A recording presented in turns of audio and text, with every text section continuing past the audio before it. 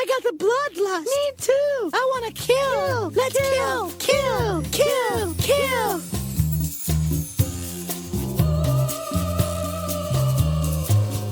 Hello, listeners, and welcome to The Bloodlust. This is your go-to podcast for classy broads talking horror since 2014.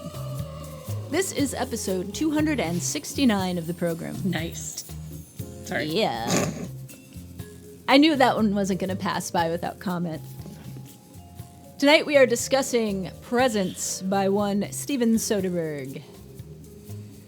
My name is Amy. I am your fearless leader, joined as always by my lovely and talented co-host Jamie. Howdy. Hi. Hey. Doing better, I hope, after Gnocchi's expensive surgery?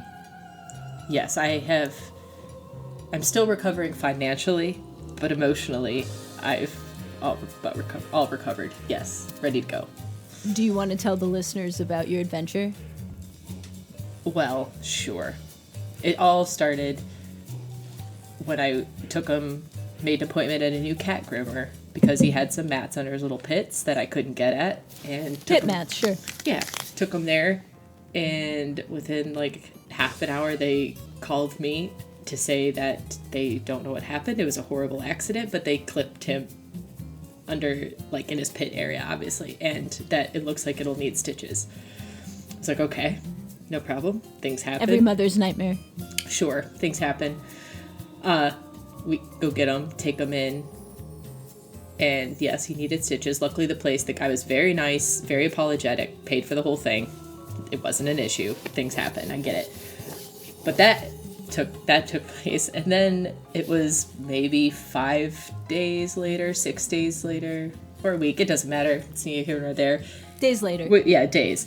Woke up in the morning and heard Kitty just like making weird meows, like distressed meows, and then just wouldn't stop throwing up white foam. And I was like, well, he's having an reaction from something, or something's happening.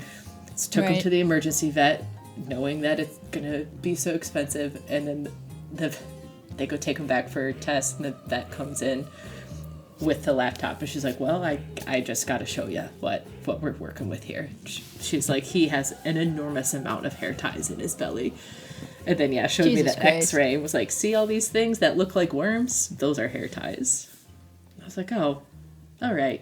And you had no idea that he'd been eating them? No. So I would see him play with them. I would even encourage the play by, like, flinging them for him. And he was having a great time. Never saw him, like, chew one in half, act like he was going to eat them. I figured if they seemed like they were going missing, that they were likely just being under the fridge or the stove or a chair I haven't found, like, haven't flipped over when yet you or sweep, something. they all come out. Exactly. And being a very long, thick-haired person, I'm a long and thick-haired person. I am not a long person with thick hair. You're a long person with thick hair. Sort of. We got you. Yes, anyways.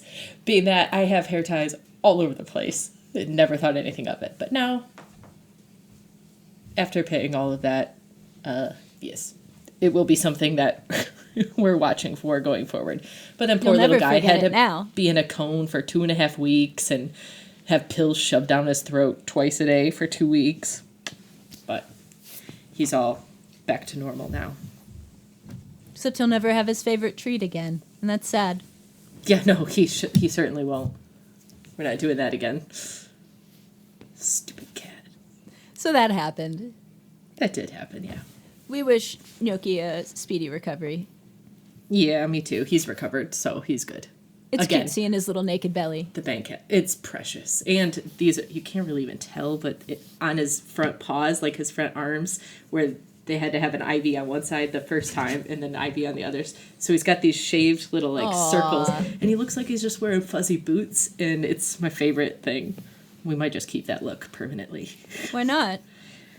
I like it. Little Uggs. Little Uggs. So yeah, that's been my last couple of weeks. Very expensive. Nice.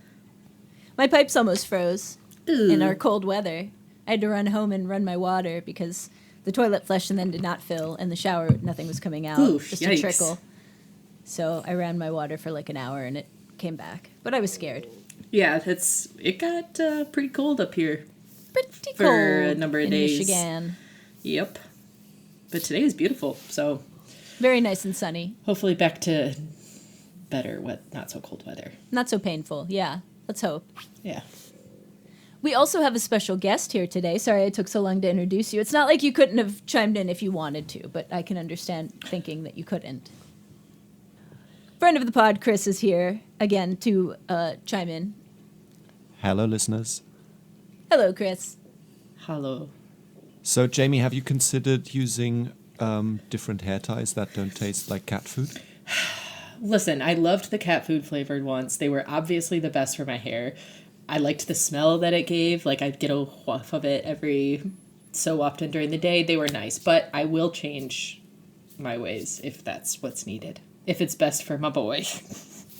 That's a good mom. For this big old dum-dum. Yeah, our cat Zuzu loves playing with hair ties and rubber bands as well, so I guess we should keep an eye out. Yeah, the vet said that they get like 2 to 3 cases of that a year. So obviously it's not super common for cats to like obsessively chew and eat them. But I think someone maybe has a bit of that pica where... A little bit of pica?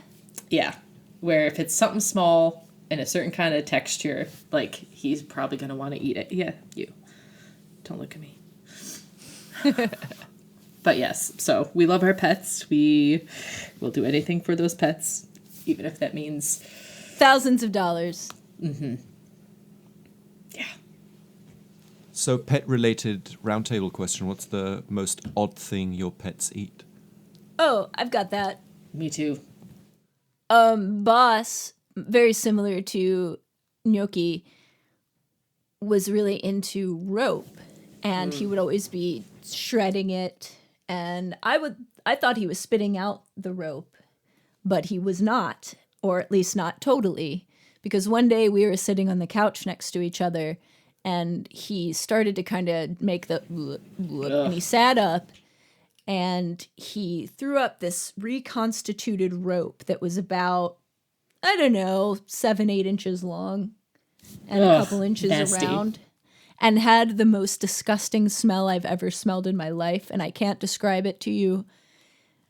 You know your dog's burps. We'll multiply that by 1,000, and that's what it smelled like. And he was so alarmed. We both just looked at each other like, what? What just happened? So now he can't have rope toys anymore. Well, that's what happens. Yeah, Zuzu really loves ice cream, and she'll also just chow down on snowballs. So whenever it's snowing, I bring in a snowball, and she'll just go to town on that. That's a great idea. I'm going to bring in a snowball for him. The weirdest thing, not even the hair ties from this dum-dum, it would be within the first few months of me getting Caesar originally, 19 years ago, he ate a penny and a paperclip. And did he pass them? He did not, but they were able to give him some medication that allowed that, like, he was able to throw them up. Like, I caught it soon enough, they were still in his stomach. And however they did it, I don't know, but it was a shock to me anyways that it was a penny. What did you was he like hacking? He was kind of doing the same thing, just Okay. like meowing in a weird way and then started throwing up. I was really scared with one of my foster dogs one time, too. I forget which one it was now. I think it was Beano, who had all the medical problems and cost me $7,000. But He cost you that? Yes. Because I had to take him to an emergency vet. I was fostering him for Detroit Animal Control, and I had to take him to an emergency vet over a weekend and couldn't take him to one of their partners because they weren't open. And he had to have like 2 blood transfusions and stay there for several days. So it ended up costing me like $7,000. They only reimbursed me like $1,200. Wow, that's... But he's alive and happy. Sure, yeah, the things. But one time I gave him a chew, and it was really big, and it was supposed to be like this is going to last you days kind of thing. And I don't know what happened, but I turned around and it was gone. So I was terrified that he had like a blockage after that, but he was fine. Beano. He must have like opened his throat like a snake and just like... Seriously. Yeah. Anyway, our real roundtable. Oh, yeah. Our real roundtable for tonight, listeners, is what is your favorite ghost story in film? This is a very straight up ghost story. The description of this movie is the description of any ghost story, the classic ghost story. So I wondered what your favorite ghost story is. For me, it's The Frighteners. That's a good one. Peter Jackson. Yeah, I mean, I haven't seen it in 2 decades. I can barely remember anything about it, but I had that poster in my bedroom as a teenager for years with the monster sort of peeking through the fabric. I just thought that was a very cool image. And I mean, Peter Jackson is obviously a treasure, so I'll go with that one. It's a good one. Computer animated ghosts, I believe. Weren't they? I mean, they're sort of human looking. More like the Star Wars holograms almost. Yeah, okay. It's been a long time since I've seen that too. What do you got, Jamie? I am going to go pretty, I guess, basic. And I'm going to say The Others. It's a great one. Because it's like, that and Sixth Sense are the first two that pop in my head just because, well, Others more so. Because you almost don't even, it doesn't feel like a ghost story. Or, like, it does, but I think the twist in that one was more impactful just because I saw it before Sixth Sense, maybe. But I love, and The Others is like that gothic horror, and it's plus Nicole Kidman, and she's great, and it's such a solid movie, and it absolutely stands up because we covered it within the last couple of years, I think. Yeah. Yep. And I love that ghost story. The idea, and it's going to be spoilers, but it's been a long time, so get over it, folks, if you haven't seen it. But the idea that you spend that whole, so much of the movie thinking they're being haunted by someone, and the way it's revealed that they're the ones who have died tragically and never left the house. Like, that was just such a great Twilight Zone. Such a really, twist. It was such a great twist, a great reveal, and then it like made so many other scenes throughout the movie like fall into place that worked still when we thought someone was haunting them. But then you're like, oh yeah, this like works perfectly the other way around too. So that's probably like one of my favorite ghost stories. Maybe fairly close second for The Awakening. Is that the one that we one love? in the orphanage? I love that one. Yeah. Also The Orphanage. Another really good ghost story. I really like The Changeling from 1980. We were talking about that one yesterday with George C. Scott. It's just a very cool mystery. And it's your standard ghost story in that you want to find out who this ghost is, how did they die, and try and put its spirit to rest, you know? Mm-hmm. And I think that one just does it so well. There's such cool scenes of suspense. It's got that musical kind of motif throughout that's really cool. So that'd probably be my pick. There's also some newer movies that I think are kind of smaller scale that have good ghosts in them. Like, I really liked that movie by the family. What are their names? The Addams Family, right? The Addams Family, yes. Yeah, I like that movie, The Deeper You Dig, where the daughter is killed and she possesses the neighbor. I never saw it. You didn't? Mm-hmm. Oh, okay. Well, I liked the way they did ghosts in that. I thought that was cool. And I also really like Lake Mungo and the way that they depict ghosts. Same. I love that movie. And they do that, a similar kind of thing in this movie, in a way. Yeah, it does have a little like Mungo vibe. A little bit. So those would probably be my picks. Of course, The Sixth Sense is the GOAT, I think. I mean, yeah, it really was. And just always going to be a funny movie to think about because it was such a solid movie with a great cast, great story, great twist that got almost everybody watching it. Like, it was so well done. And there were such high hopes for M. Night? For M. Night after that. And it was just like the definition of peaking early. Oh, yeah. I do always go back to The Visit, though. The Visit is great. I'm not to say so I love Sixth Sense. I love Signs. I rewatched it not too long ago. Like that's one of my favorites. The Visit's great. The Village I liked. Unbreakable. I didn't. Unbreakable like The Village, was great. personally. But I mean, none of them really still compare necessarily to the impact that The Sixth Sense had. Not at all. So it's like they're all good, varying degrees of good movies, but just not the same as that one. But Remember still, Old? Old was terrible. Old was really bad. Did you see that one? I did. I saw it on a plane. It wasn't great. Yeah, I saw that with my mom, and I remember her being like, "That was not good, right?" And I'm like, "No, Mom, it wasn't. It was I'm dumb." no critic, but I don't think that was very good. Yeah, it's like, nope. I can tell you that I was very afraid of the ghosts in Ghost. When, When they come and get when they come and take you to hell. what? Oh, so was I. Those got me. I remember being real scared of those when I was a kid and scared of being bad because of that. Mm-hmm. I remember thinking about doing something bad and thinking about those. That's so crazy. So did the same here. That was like, those were things that like kept me In line. I'm like, yeah, I know there's a movie. I know they're fake, but like they were so terrifying. How they would just Yeah. like come up from the bottom, but also like the back really quickly, and then just drag you back, and there's nothing you could do, and all of a sudden they're gone. Yeah. It's like, ugh. Yeah, we only see it happen to a couple people, but The bad guy gets it, though. And Willie that's Lopez nice. and yeah, the main bad guy. Oh, yeah. Wow, you remembered his name. Yeah, because there's just a line that's like, Prospect Police, Willie Lopez. And Right, right. I love that. We used to always quote it.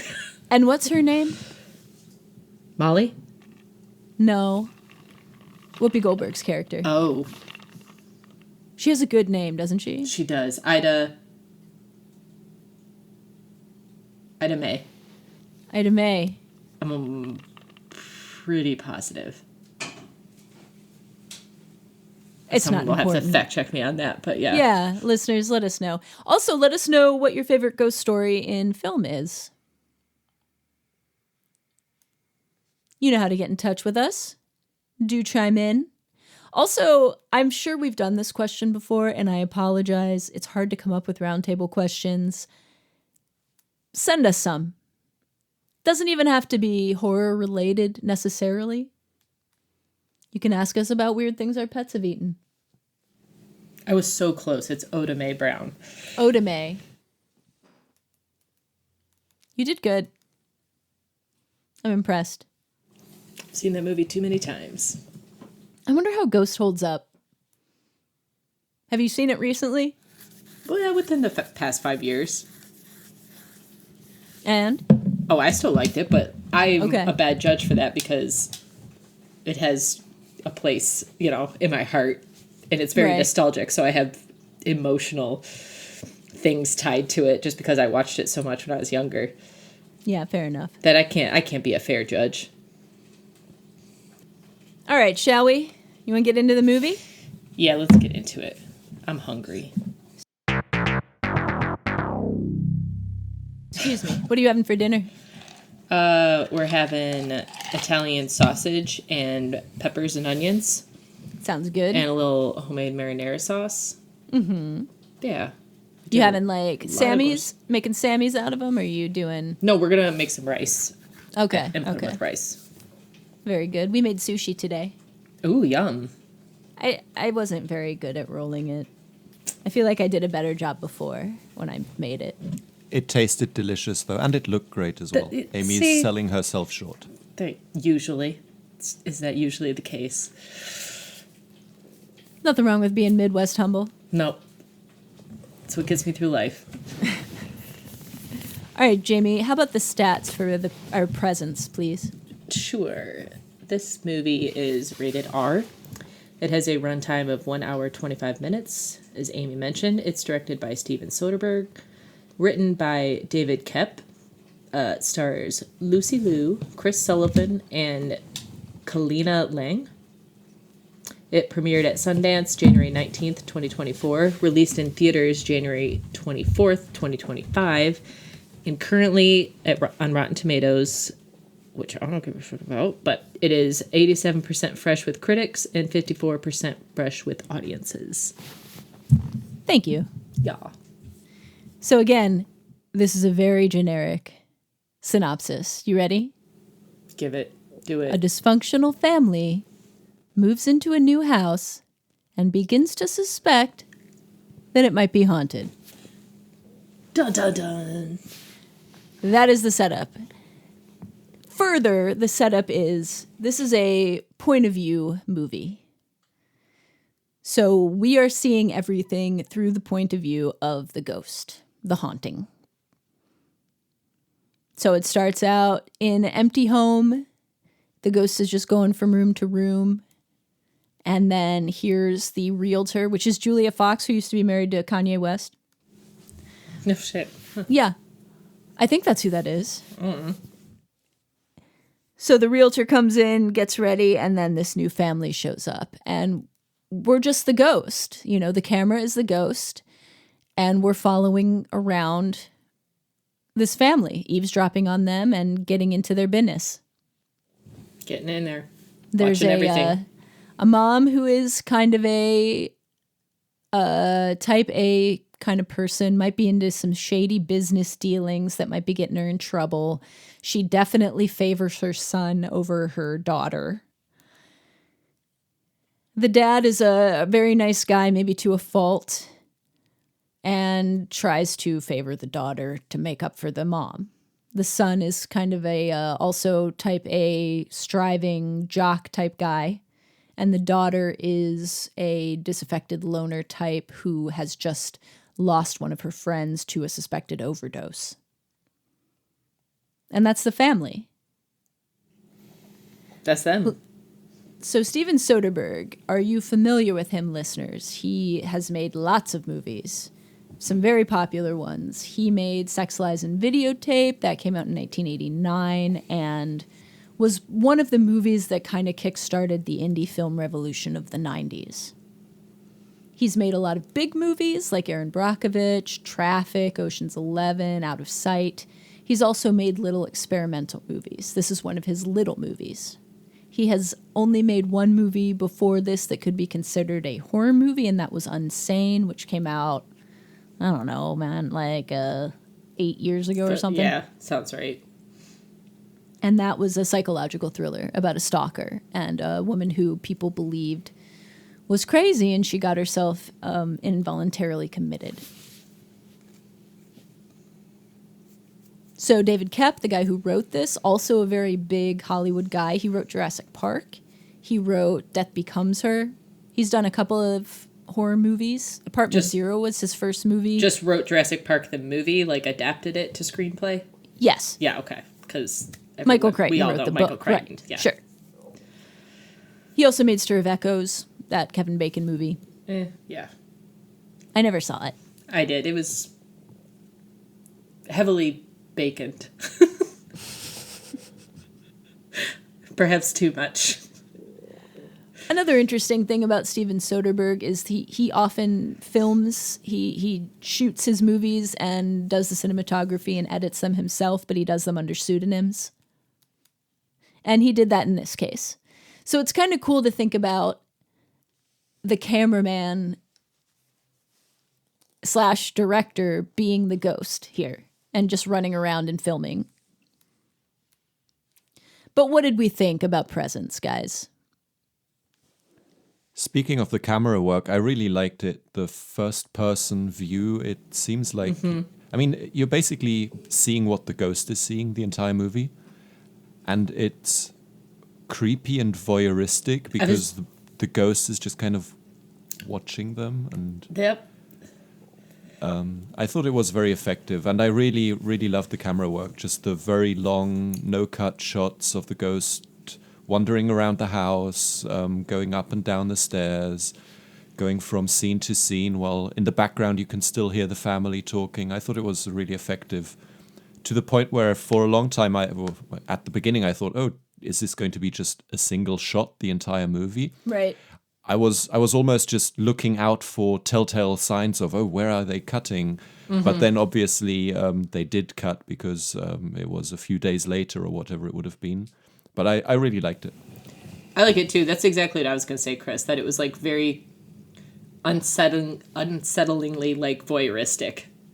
Like I don't think we've had very many like POV from the ghost point of view or the haunt. No, I don't think we've had any like this. Not that I can think of. And I really liked it, but it also, despite my feelings about the movie as a whole, that aspect like made me feel unsettled only because it felt wrong. Like I shouldn't be standing in the closet just watching what's going on between these teenagers. So like right. It made you feel weirdly uncomfortable in a way that I think maybe it was somewhat intentional, but it was unexpected for me. I didn't think that that's where some discomfort was going to come from. Right. Yeah. You know, there's always kind of a conversation to be had about voyeurism when you're watching a movie, because what are you doing when you're watching a movie but Sure, being of a course. voyeur and peeking into people's lives? And this one, when it's a POV type movie, you are the Right. ghost, right? It's a little bit more obvious, and It's very obvious. So you're In thinking your about face. that the whole time, about voyeurism and about, you are the person who is in the scene. You are the one who is eavesdropping on these people. And like the ghost, you wish that there was something that you could do to maybe stop what's going on. yeah. And interestingly enough, Sex, Lies, and Videotape, his first movie, was very much about voyeurism. So it's interesting that he would make a ghost story and choose to focus on that. Yeah, that kind of tracks. Right. So what did we think in general? Jamie, what are your thoughts about this? I will start off by saying I don't in any way find this to be in the horror genre, and I'm generally very forgiving and inclusive of movies being in that genre, but I didn't find anything about this to be creepy or scary. There was like unsettling and uncomfortable, but not in the same way that I expect to get from a movie that's even on the edge of the horror genre. Outside of the fact that it was just made like a ghost, a presence in the house, I didn't feel a horror aspect from anything else. That is its own thing. That didn't make me not like the movie any more than I would have otherwise, but I will say that once this finished and I had like a day or so to sort of like sit with it and think about it, this is a movie that very much, I won't say requires, but deserves probably 2 watches. Yeah. Because you're exposed and involved with so much from the beginning, as you are essentially the presence that is in the house. Like, you're experiencing it, you're walking around, you're getting involved in these various things that each family member, or you're, eavesdropping on them or becoming privy to certain things. So like all of these things happen, and the message, or like the thing that's revealed at the very end or towards the end, I can't even remember exactly where, but like how that's revealed made me like kind of step back from it and be like, was that clear at any other point during the movie? And like you kind of have to rethink about things you saw. Yeah. And I think my personal opinion is there's definitely something there. I liked the reveal at the end. I thought that was like kind of an unexpected reveal, and I can honestly say there weren't really any points throughout the movie that made it clear that that's where it was headed. Only the psychic kind of hints a little bit. That's it, but to me, like that, I didn't even put that together or think that sort of thing until it was revealed. So if that thought it did. But I will also say that I don't think it was a very successful gotcha, because I don't think there was enough through the movie to justify that reveal. Because even going back and thinking about it, I'm like, sure, I can I can put some things together, or I can like fit this peg in this hole and make that work. But like, I really have to actively do that. It didn't flow naturally, and it didn't come about as like, oh my God, 100%, that is what all of that meant. Like, that is crystal clear. So it's not that I need a movie to be crystal clear. I can handle complicated movies. I just feel like that the reasons behind the reveal or that particular aspect of the storyline, I don't think that was threaded throughout the rest of the movie that we watched well enough to sort of justify that being the sort of big thing. That being said, I can be forgiving of it, and I liked it. I thought it was interesting, and it did make me go back and think about it and like try to put things together and be like, oh, okay, I see how like them saying this, like right. the medium lady saying this applies to that, and I can see how like now the dad saying this to the son at one point during the dinner table, like that has a different sort of impact or effect on my viewing of the whole movie. So I can put those things together and appreciate it. I just don't think it was as clean or like tightly woven together from beginning to end as maybe they were hoping it would be. Right. Sixth Sense, this was not. Correct. Yes. So I get it was sort of like, in addition to being a POV like haunting thing, it's also very much sort of a slice of life, sort of where it's like, obviously things are happening with various members of the family that seem important, and there's a lot going on and people are dealing with things, but we don't get resolution to them. We don't get any info to them. And that made me very upset at the end of it, because there was one storyline in particular, you mentioned it, with the mom who is clearly involved in something with her job criminal, that is unsavory. Yeah. Like that, I have no issue with there being some sort of thread of plot point that like doesn't have a resolution or end by the end of the movie, but it seemed like that was brought up enough times or highlighted enough times to make it seem as if that's some sort of important piece of the story in general, or important pieces to like why things happened or what was going on with folks at this time, and then to never get any conclusion as to what happened with that or what that even was very frustrating. I was left wanting. Yeah, Kay had the same problem with it, and it didn't bother me too much, but it's notable and it's noticeable. I mean, yeah, it is something that is talked about between at least two of the characters in multiple scenes, and in such a way that it's very serious, and we almost see like sort of a character shift or change with the dad with regards to that thing in particular, and to have there not be any sort of reveal as to what that was, or like how did that end up affecting the family? Why even put that in there then in the first place? You could have found any other way to be like, this family's dealing with like, you know, some sort of thing that families deal with. That one just seemed so specific, and like the writers of the movie like knew what that was, what she was involved in, but we're just like, no one else is ever gonna know. We just have this idea, we're gonna like hint at it a bunch, but it's never gonna be revealed. And that to me was like pretty infuriating, that it didn't need to go that route, and it was like distracting from the overall movie.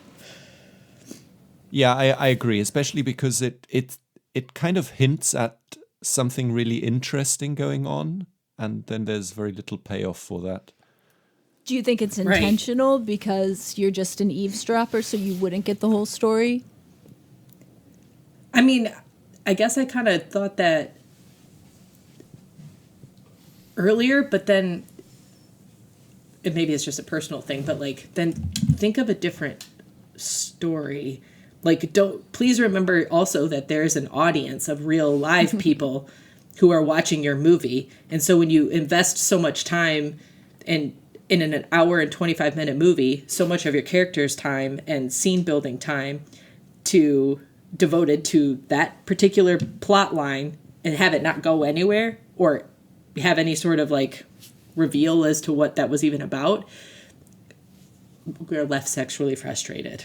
Like, I don't like that. It just, to me, by the end of it, I was like, yeah, that was a cool ending, and now I can put some pieces together, but like, I am really kind of pissed that like that particular thing never found out what that was about. It was the first thing I wanted to know when the movie ended. Like, oh, we don't get to find out what that was all about, and I'm annoyed now. I also kind of wondered if maybe it was lost in the editing and there was a push, because a lot of his like quote unquote little movies are short too. Mm-hmm. And I wonder if there was just a push to make this like 125 minutes long, or 100 and, Yeah. you know, an hour and 25 minutes. That, And maybe could've they been. lost it at the expense of backstory. I mean, Then- I'm very pleased with the runtime. Oh, same. No complaints there. I don't... The dangling subplots didn't bother me, but I can definitely see why they would bother people. Yeah. That one did. But I would say, like, overall, I didn't hate my time. It was benefited by the short run time. Any longer than that, and I'd probably give it a lower score. I think it was well acted. I think there are some things that weren't great for me, but it was a good sit. Like, I enjoyed the time I was in the theater just sitting watching it anyways. Never once felt nervous or scared, so there just wasn't that element to it. You know, it's a gimmick movie, so how long could it really be, right? Mm-hmm. You want it to be short. Right. It was very much a slow burn for a majority of the movie. If it had been longer, I think it would have dragged even more. Yeah. In no universe would this movie have benefited from being longer. No. Other thoughts about it, Chris? So yeah, I think it was a very, very slow burn. I thought it was fine, but I have absolutely zero interest in rewatching this. I'm not particularly invested in finding out if there are any little hints and Easter eggs that I would now pick up on. I enjoyed the time, but I don't think I'll ever have to see it again. It was fine. Like I said, I really liked the camera work and the sort of the editing, and that all was really cool. But the story itself didn't do much for me. Did you guys feel like this was more of a gimmick than a movie? Does it more of an exercise than a fully realized kind of? No, I don't. I don't, because I do think there was something there plot-wise that was interesting and could be built on. I think the gimmick part of it was very unique and interesting and hadn't seen it before. But I just don't think they did enough with the plot part. I think they maybe leaned too heavily onto that gimmick side of things and kind of forgot that, like, you also have a story that needs to make sense by the end and needs to not feel like it was just sort of like shoved in there and felt totally unexpected. Yeah, I think that the filmmaking is very capable and assured. I think the writing in this, kind of as good as I think it is at the beginning, kind of takes a dip. The way that it decides to end it, to me, it was a little bit too easy. Mm-hmm. I liked some of the stuff it explored with the douchey boyfriend guy, like some of the stuff he said to her about being in control and all of that stuff. He was creepy, yeah. It rang true to me of what like boys at that age now would probably try and pull, you know. Yeah. And so some of that stuff I thought the writing was good, but the way they decided to take the ending, it got a little cliche for me. Mm-hmm. I liked the overarching idea. Right. But the way they got to it was just a little bit cheesy to me. It was a little, like, contrived. A little bit contrived, yeah. I mean, like you said, I think the acting was great, and I feel like the family dynamics and interpersonal relationships were very well realized. That seemed pretty authentic to me as well. You didn't think that the mom was too much of a villain and the dad was too much of a prince? it didn't really feel that way to me necessarily. I mean, I see why you would say that, but it seemed reasonable. It not completely out of the realm. You know what's kind of weird is that it's harder to connect with the characters in this because there's no close-ups. We're used to that shorthand in movies of close-ups and those different, like the reaction shots and stuff. And because this doesn't have that, it almost feels like you can't connect with some of the characters as much. Yeah. Which is interesting. I think you're onto something there. I wasn't sure that I was going to be okay with the point of view shot at the beginning. It was starting to bother me a little bit, the wide angle lens and everything, but I got used to it the way you get used to subtitles, you know? Same. I thought the setup for this and the conceit to it was really cool. I think it was a really cool exercise. I don't think it made a perfect movie, but the movie is short enough and good enough that I think it's definitely worth your time. I saw Andrew, friend of the pod, Andrew Shearer, also watched this and made a very good point that there is absolutely no reason in the world that this needs to be rated R. No. No, not at all. The subject matter is aimed largely at teens. This could have been a very good teen entry point movie. It's not scary, though. It's more of an exercise than it is like a horror movie. I think it has some suspense, and I like the score and stuff.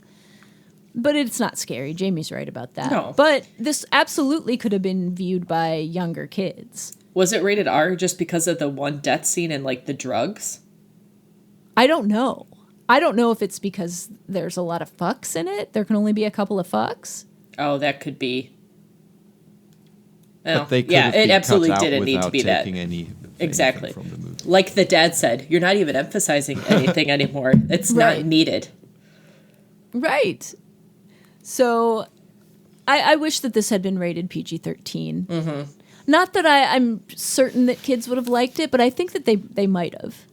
Although the low audience score on Rotten Tomatoes kind of shows that people are maybe not feeling like it's scary enough. No, because I think the trailer and its marketing very much implies that this is a scary type movie, that this is in the realm of horror. And as folks who have seen a bunch of horror, I still can't even grasp how any even noob to horror would watch that and think it's scary. You don't feel any sort of threatening presence from the ghost in which you are the POV at any point in time. Like, it seems very, benign at first and like just a helpful, like the girl even says, like from the beginning, essentially, like, I feel it's like here to help. So it's not like a negative feeling, a negative spirit. So there's nothing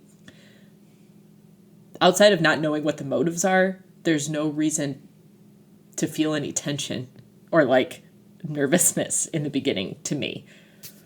I mean, you kind of don't know exactly what the motivations of the ghost are because it does, Pretty early in the movie, it packs up her books that are laying out on her desk and puts them on a table.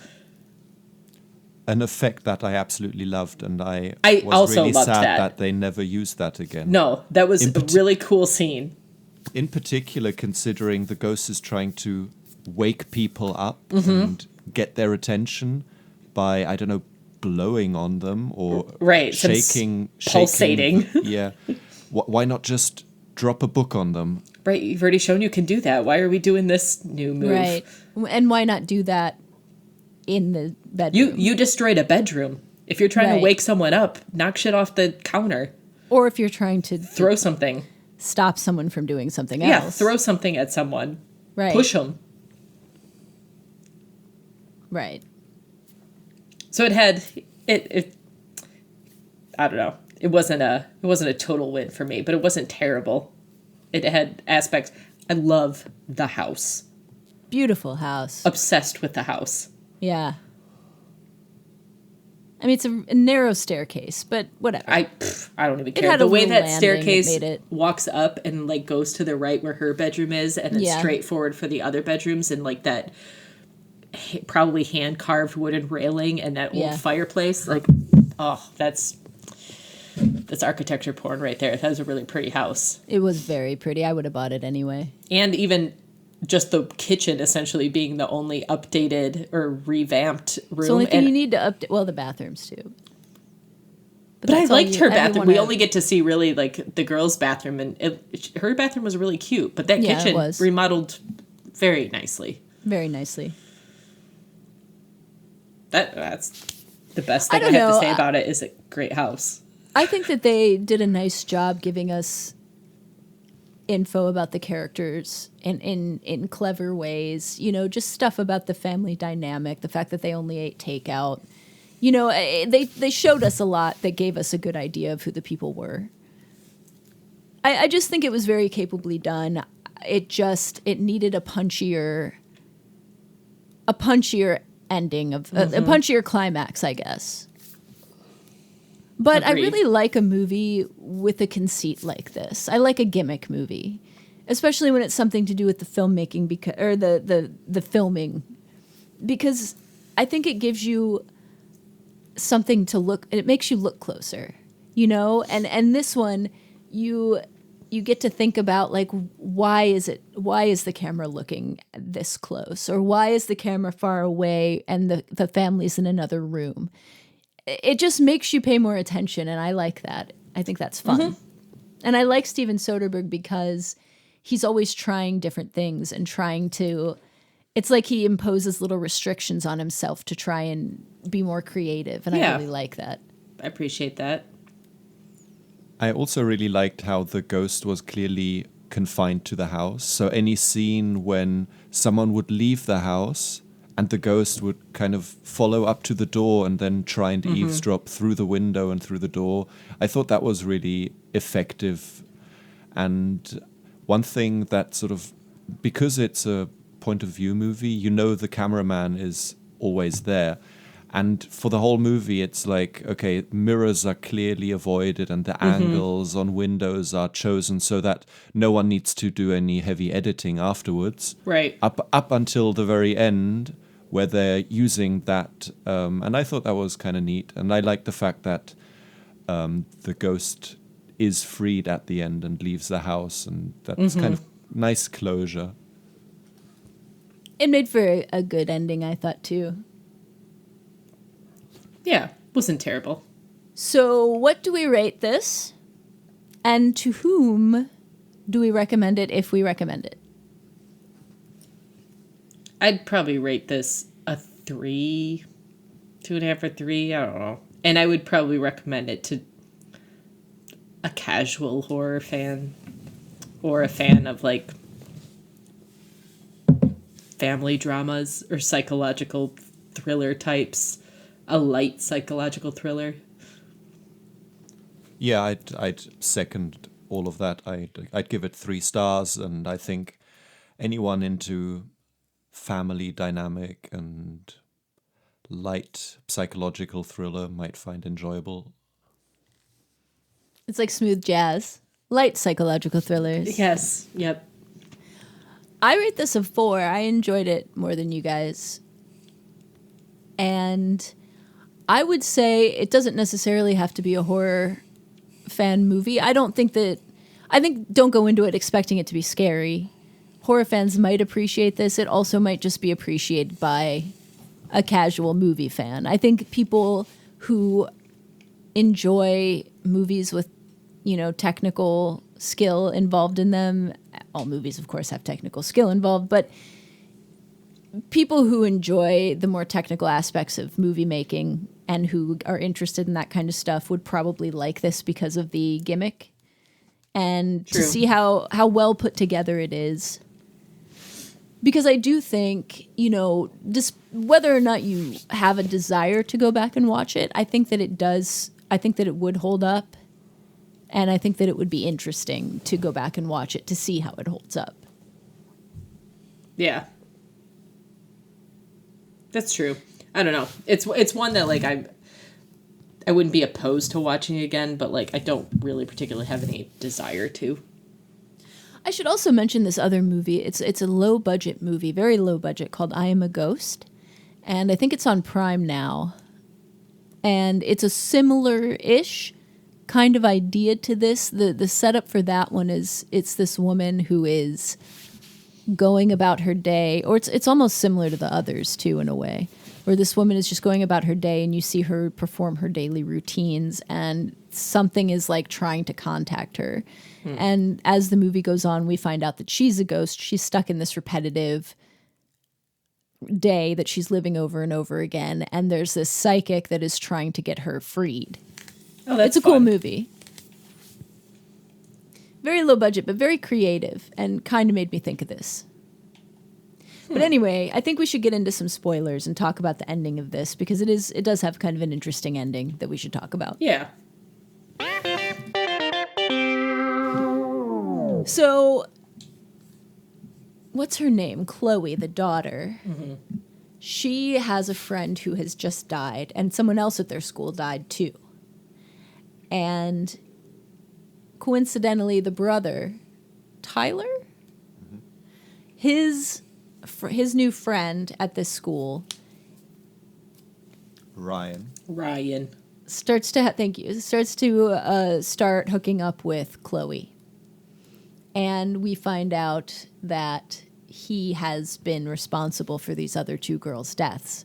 And when the psychic comes to the house, because this ghost has been wreaking havoc, gentle havoc, light havoc. Very gentle. The psychic comes to the house and says, I don't know, the ghost is like trying to figure out you. It's trying to figure out itself. We're not really sure. It has something to do possibly with a window. I think it's something that might be going to happen rather than something that's happened. And so we find out that this stupid boy, Ryan, has designs on Chloe and making her his third victim. And he drugs her and is going to torture her, rape her, kill her, we don't know. Suffocate her, at least. Yes. And the ghost wakes up the brother, who was also drugged, just in time for him to save his sister, but in doing so, die. He goes flying out the window. And what we find out then, of course, is that the ghost is the brother. And time working differently for spirits, his ghost was there and was able to do a little fun time loop thing and save his sister. But it makes the movie interesting, too, when you think back on it, because it was the brother the whole time. So why is he listening to these conversations? And what is he getting out of them? And why does he, for example, there's a scene where he's talking about something mean that he did, a bullying kind of thing, where he leaked pictures, I think topless pictures or something, of a classmate. And when that happens, the ghost destroys his room.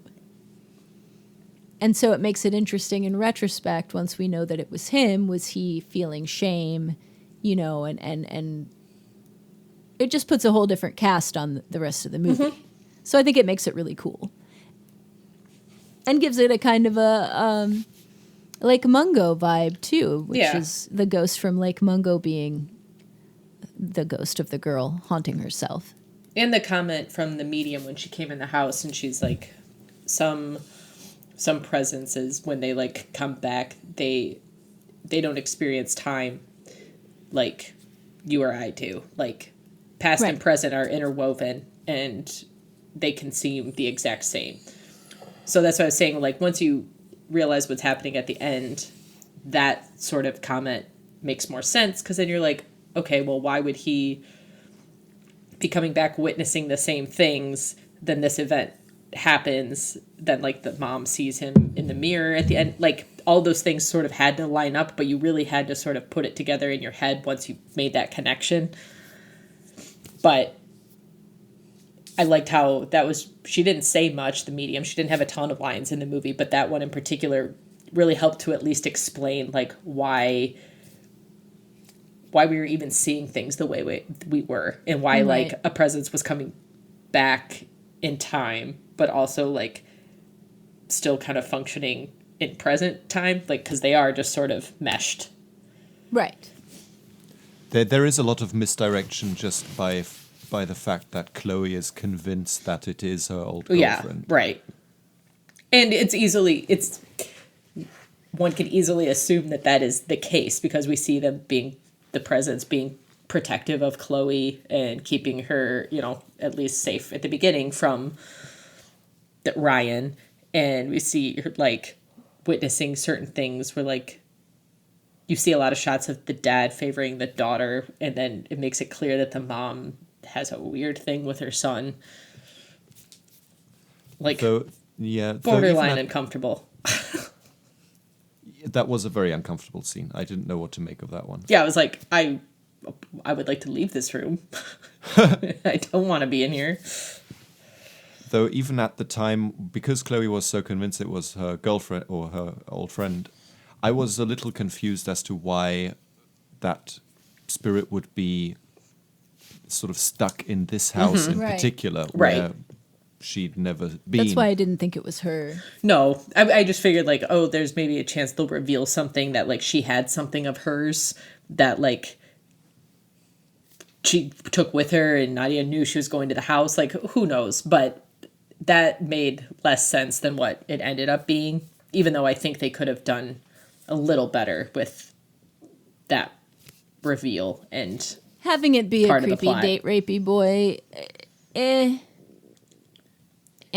Well, because, I mean, that's a pretty strong, powerful, like, plot point in and of itself. Is like, okay, you've got this high school kid who apparently has, like, super easy access to fentanyl and everything else, has already killed 2 girls by getting them in situations where he's drugged them and made it look like an accidental overdose, and now he's about to do it pretty brazenly in the middle of the day at a house with his friend just quote-unquote sleeping downstairs that he thinks he's drugged enough but doesn't know for sure. right? And also, like, how he's able to go from 0 to, like, unhinged killer of the year, it, like, so quickly just seemed a bit much for him as sort of the ultimate bad guy in this. But there are fucking creepy guys out there, just like there are creepy girls. But I think they went a little hard in the paint with his his motive. And his little speech about not having any control. Yeah, and that stuff. that I was didn't think weird, that and was I felt very well uncomfortable. written. No, I didn't think it made a lot of sense, and I felt icky. I was just like, I would like to leave. I don't think that was needed. Like the way the ghost wanted to leave and hide when his sister was getting nasty. Well, of course, right. Anyone would. I was like, why? But he watched because I saw it. Therefore, he saw it. So why was he even looking? Perv. He only saw it blurrily, though. Sure, that's right. Okay. And then he did turn in the closet and look at clothes. He could have just gone to another room. Yeah, just go chill in the living room, man. Yeah, you don't even need to be in there. Did you notice that the font in the titles was the same as Poltergeist? No. I thought that was cute. You would. No, I didn't notice that. I liked the couple moments when the characters look into the camera, like when they notice the ghost, like Chloe does it very quickly. And then the psychic, I liked how when she was there, she would kind of like cut her eyes to the camera and then look away. Like she knew it was there, but she was trying not to look at it. Yeah, even I thought that noticed was it like cool. up in the window and stuff while she was outside. Yeah. Or when she came into the house, how she got a fright that there was clearly something there that no one else saw. And I liked him being in the mirror at the end too. I thought that was good. Yeah, it was a nice touch. One small scene that really made me chuckle was the painters. That yeah. the banter between the painters. I thought that was really, Yeah, that was funny. When he was like, no, he just said he will not come in this room. He's like, I don't know. I'm just still painting. It's always crazy to me when there's professional painters and they don't tape, that they can just freehand that. I could not do that. There's no way. No. That's why I'm not a nuts. professional painter, I guess. All right, listeners, that's what we think about Presence. My co-hosts are lukewarm, but I liked it. So, next time we're going to be reviewing Oddity, the second movie by Damien McCarthy. He also made Caveat, which I liked. This one is streaming on AMC Plus and Hoopla. Hoopla is the library app, so if you've got that, you can watch it for free without commercials. So we hope that you will do that and join us back here actually it's going to be 3 weeks' time because I am going to be in Mexico in 2 weeks. So join us back here in 3 weeks' time when we will be reviewing Oddity. We hope that you enjoy it. Let us know what you think. Let us know what you thought about Presents. Keep those cards and letters coming. Also, please leave us a review and a rating on iTunes or wherever you listen. Spotify, Podbean, I don't know. They help other people find us. So we hope you've enjoyed this episode. We've enjoyed recording it for you.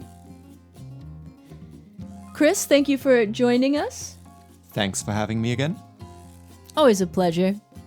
Jamie, thank you for joining us too. Yes, of course. We'll see you guys back here in 3 weeks. Until next time, I've been Amy. I'm still Jamie. I'm going to continue being Chris. Thank you, good night, and hail Satan. Bye. Praise him.